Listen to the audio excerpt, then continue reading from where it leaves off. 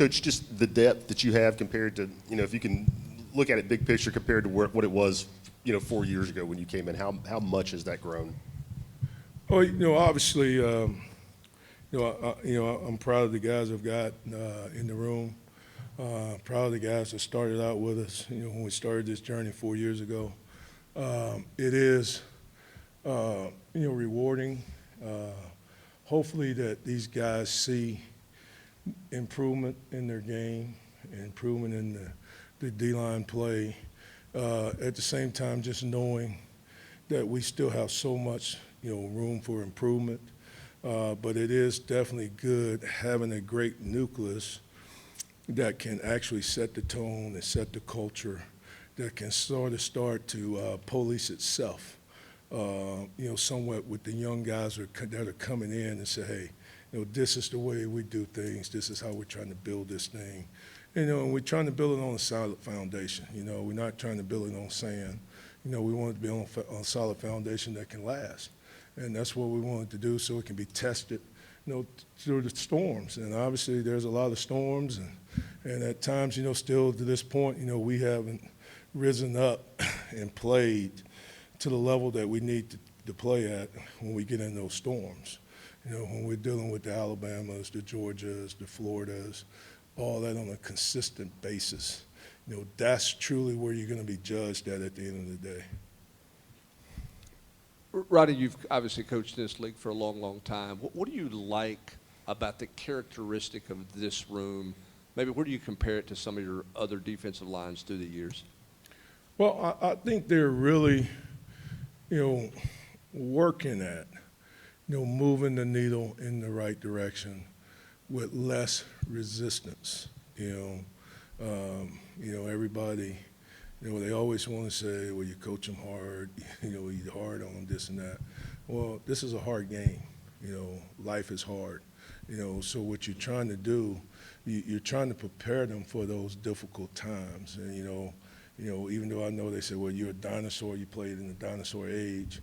But when I played, Coach Dye's philosophy, he wanted practice to be the hardest thing we did. He wanted the game to be easy. And that same kind of philosophy that I want to relate to these guys. I want them to really work their butts off, prepare to be champions, and then on Saturday be able to go out there and just reap the rewards of their labor. So that's what we're trying to stress to them. That's what we're working towards. And like I said, we still got so much room for improvement. Coach, one of your young guys is Tyree Weathersby, obviously coming off the injury. What have you seen from him in camp, and has he sort of picked back up to where he was a year ago when he was still pretty new? Well, Weathersby, obviously is a very talented young man. I think right now, we talked about him in the personnel meeting the other day. I definitely think, skill-wise, I think he's inching closer to what he was before he got that injury and had everybody so excited. But, right now he's probably not playing as fast as he was just because his head's swimming, learning all the different calls, and then dealing with me now as Coach G on the field versus him being in the rehab room where, you're checking on him and all that. It's just a different, pressure, resistance, so all that. So, I think right now he's learning. He's feeling his way through, but he does flash, and he does show signs that he's going to be a really good football player. Rodney, there's been a lot of praise surrounding your room this offseason. How have you seen your guys and your position group continue to work in the midst of all the praise and the accolades from the outside? Who's praising? I'm not. So we just try to block out all the outside noise. The one thing about it, when you look at that film, when you study it and you come in there every day and you really look at it, and you got to be your own biggest critic, and it's no different from me as a coach. Every day that I'm going out there in that field, I'm working to be a better coach today than I was yesterday. Same thing that they're working for as players. And, we all have a lot of room that we need to improve in a lot of areas. If they're going to heap this kind of stuff on you, then you got to prepare for it. And that's the thing. Like I told them, man, this is not going to be easy. to whom much is given, much is required. So, we've got to prepare ourselves to go out there and be able to play at a championship level. And that is the challenge every single day. Coach, you back here, in the back here. You spoke about the veterans on the team, on your line. What kind of impact does Omari Thomas have as a leader with your position group? Big O's an incredible young man. He's a great leader. He stands for all the things that, a VFL is, and he's a great young man. And, he does exemplify what we are trying to be here and trying to get Tennessee back, to the status that Tennessee is used to being. And I think he's done an outstanding job of showing those leadership skills. Now, obviously, he's got to continue to elevate his game because, obviously, the better player you are, the better leader you are. So, so we need for him to up his game, and then all those things will even have, much more meaning when he says it. Rodney, a couple of the offensive linemen talked about a couple of days ago the versatility of the defensive linemen. Like, they're not all the same guy, right? They all have different attributes that make them special. One's a speed guy, one's a power guy. When you're a coach, how much easier does that make your job when you can kind of look at it and go, okay, hey, we need to go a little more speed on this set of downs, or a little more power on this set of downs, and kind of throw different things at the opposing team? Well, obviously, as a coach, you're trying to help your players, fill their toolbox up with all the different tools. They may use this tool for this, use that tool for that, but, they got to have the different tools in their toolbox. And obviously, you try to look at guys' strengths, and you try to coach them up to, hey, play this way according to this skill set. This is something that's really your skill set versus what he's doing over here. That's his skill set. So it may be a little bit different. Elijah Simmons is going to be a different type player than Bryson Eason just because of skill set. So, you're just trying to help them sharpen, their tools, and then, they'll be able to go in that box and pull out what they need at that particular time based off of what they're getting schematically from who they're playing against and all that, and, so they can be successful. Coach, what have you seen up front? What have you seen from David Hobbs now that he had a full offseason in your program? I think Hobbs is continuing to grow. Obviously, I think his play strength has improved. Obviously, he's a big, long, athletic kid that's shown toughness. For him to be able to come in and play in this league as much as he did last year inside, I was impressed by him doing that because, obviously, I thought he was going to be more of a defensive end last year, but because of injuries and all that, he didn't buck it at all. He went in and played the inside and did a decent job for us. And I just continue to see his play elevate, and he's going to be a really good player down the road going for us. Coach, you said you want your players to be good self-critics. James Pearce is coming off a great season. How good of a self-critic has he been? I think James has grown. Obviously, just searching for that consistency from him. And I talk to him, constantly, about being the CEO of his brand and being consistent.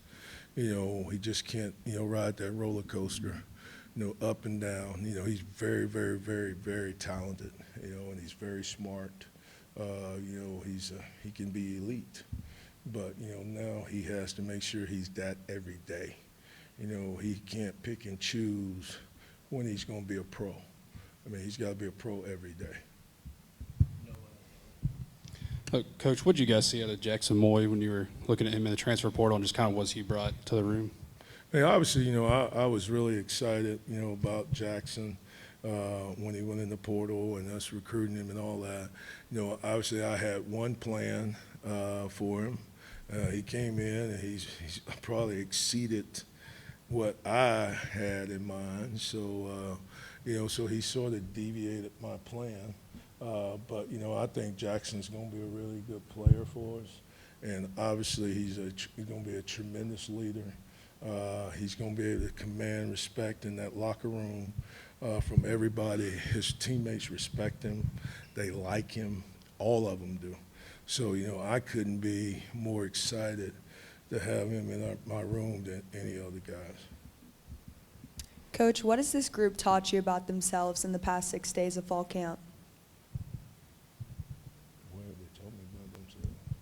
That we need a lot more work, that we've got to really improve, that we've got to get in much better shape, in football playing shape. We've got to, like I told them today after we finished running, obviously if we're in great shape, we'll be more mentally tough. We'll be more physically tough.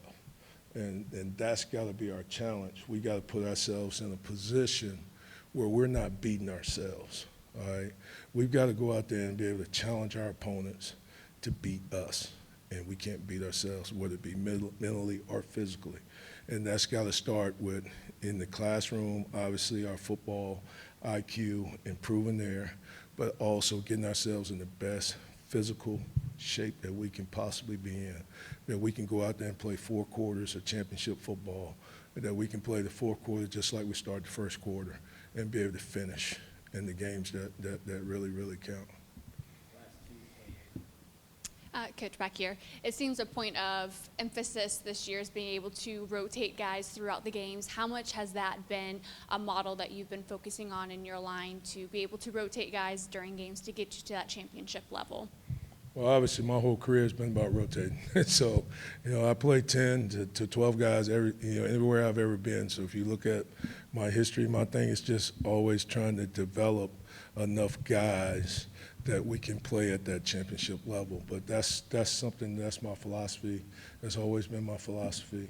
Hopefully that we're going to just improve our play, So I do think right now we probably have more guys than what we've had here in the past to be able to do that. So I'm excited about that. I hope that we can stay healthy, and I hope that we can continue to improve on the little things, because that's what it's going to come down to. It's just the little things. If we're going to chase greatness, we got to improve in the little areas, those little minute things that we think are not that important. But they are very important when you're playing against high-level competition. Coach, how different is Joshua Josephs now compared to maybe where he was a year ago this time? And how good how different are you going to be at that strong side defensive end with the different collection of bodies you have to work with of different type guys? Well, now Josh is a Leo. Okay, yeah, but Josh is closer now to what he was when he first got here, where, last year he sort of, took a dip, and sort of, didn't, I guess maybe went into that sophomore lull, where now he's coming back more energized, more focused, more attention to detail. I think he's put on some really good weight. I think he's improved his play strength. I think he's improved his power and his explosiveness. So I'm excited, about, this Josh Joseph that's here right now. I really am. And then, at the strong side defensive end, we've got some good guys there. You got Bailey and Wes, who do a really good job of complementing each other. That are very different somewhat, but they do a very good job of complementing each other. And then Jenkins has had a really good camp, going forward. And then, you got Weathersby right there with him. So, I'm excited about the guys. It's just now continuing to move the needle in the right direction. Thank you, Coach. Thank y'all. Have a good day.